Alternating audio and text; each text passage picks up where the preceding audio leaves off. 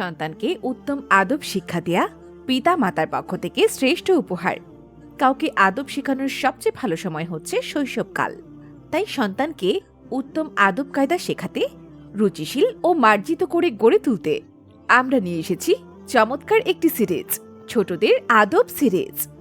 সিরিজটিতে রয়েছে মোট 10টি বই, যেখানে গল্পে গল্পে আদবের বিভিন্ন দিক ফুটিয়ে তোলা হয়েছে।